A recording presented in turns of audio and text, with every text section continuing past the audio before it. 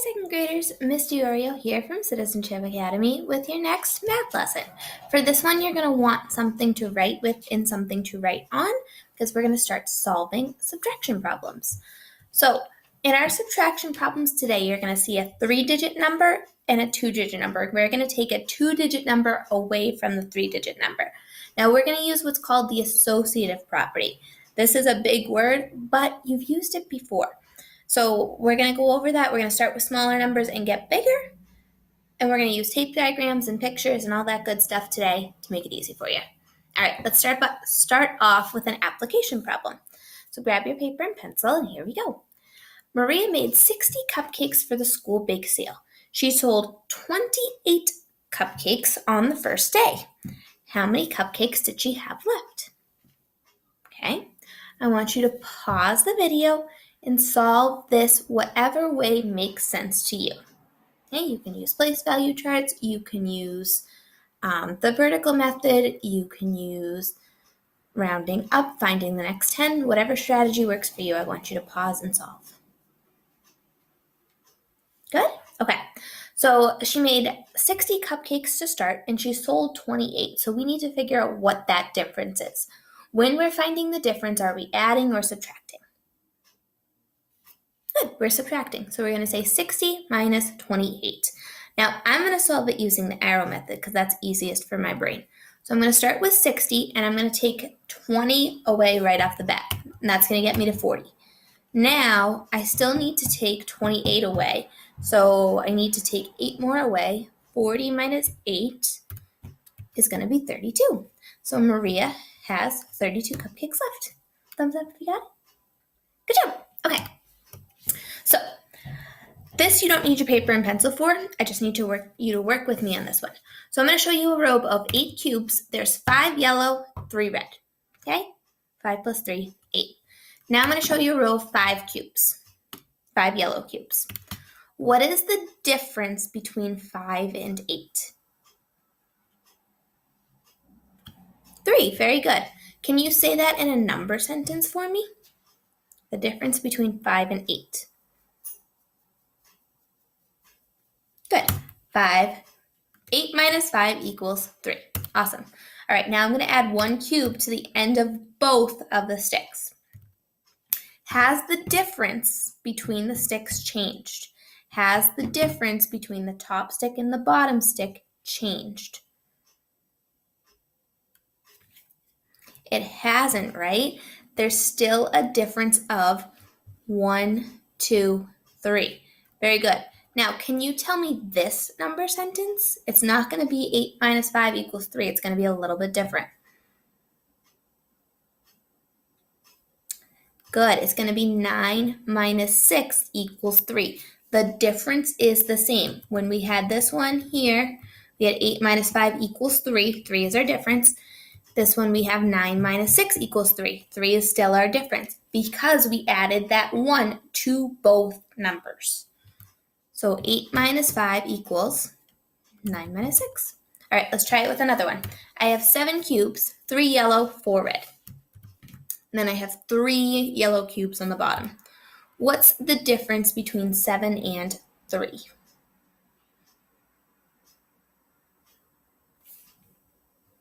One, two, three, 4. We got 4. Good. What's the number sentence we can say to tell the difference between, to write out the difference between 7 and 3? Excellent. 7 minus 3 equals 4. Very good. Okay, now I'm going to add 1 green cube to each stick again. Adding it to both parts. Is the difference going to be different? Has the difference changed? It hasn't, right? The difference is still 1, 2, 3, 4. So what would this number sentence be? Good. 8 minus 4 equals 4. Awesome. So does 7 minus 3 equal 8 minus 4?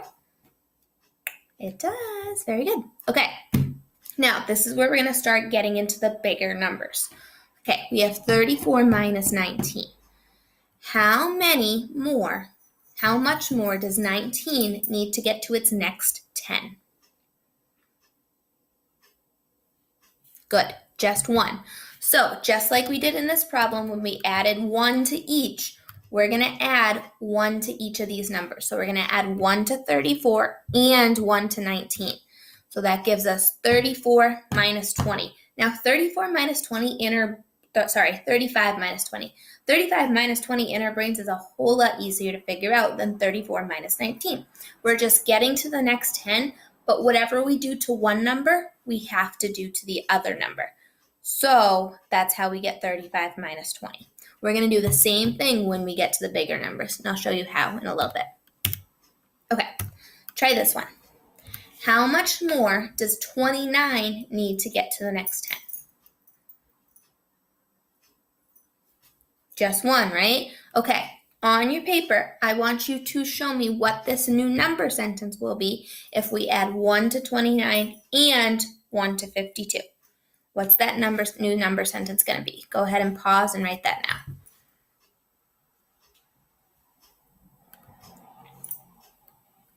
Good. It's going to be 53 minus 30, and that's going to get us 23. That's just easier for our brains to work out. Whatever we do to one, we got to do to the other. All right, let's do another one. How many more does 38 need to get to the next 10? 2, right? Pause, add 2 to 38, add 2 to 64, and write me that new number sentence. Good? So we're adding, because we want to get 38 to its next 10, we're going to add 2 to 64 and add 2 to 38 to get 38 to 40. So we're going to do 66 minus 40 equals 26. Excellent job. All right, let's try another one. How many more does 27 need to get to the next 10?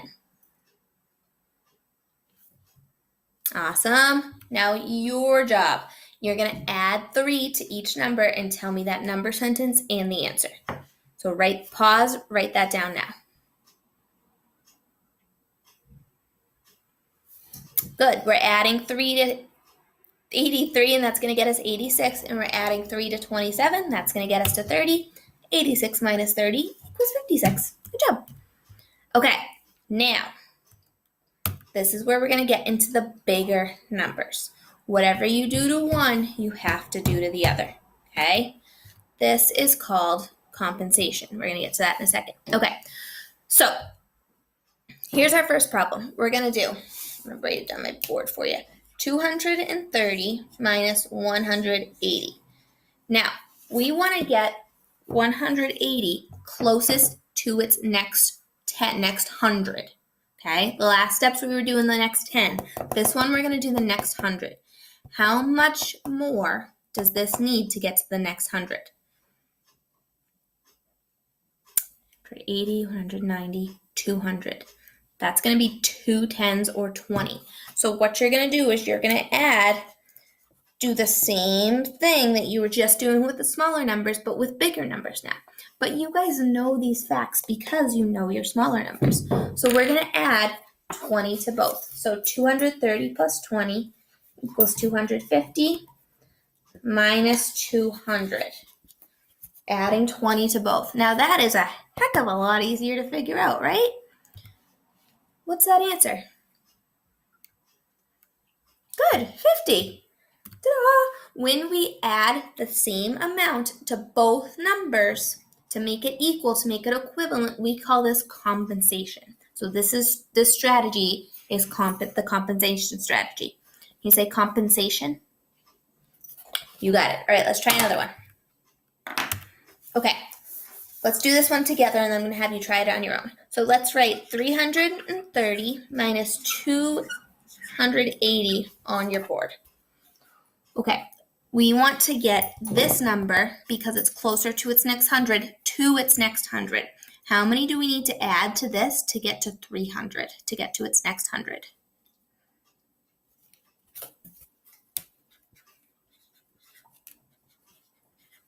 Awesome. We gotta add 20, right? So we're gonna draw a tape diagram and add 20 to each. Now I want you to write the new problem on your board. Make sure you add 20 to each of the numbers. You should get 350 minus 300, which gives us Easy peasy 50. Good job. All right, I want you to try this one on your own. Write out the number sentence, draw the tape diagram, and then write me the new number sentence. So pause and try that now. Let's go over it. So we want to get 370 to its next 100, right? To make it easier for us to subtract. So that's going to be adding 30. 370, 380, 390, 400. So we're going to add 30 to each of our numbers. So we're going to get 530 minus 400, which is going to give us an easy round number of 130. Awesome job. All right, I'm going to have you try one more on your own. Ready? Try this one. I'm going to give you a hint. You're going to make the 380 to its next 10. When you're doing subtraction, it's easier to do the second number in the problem, make that to the next 10. So you're going to do 570 minus 380, make this 380 to its next 10. Okay? Pause and try.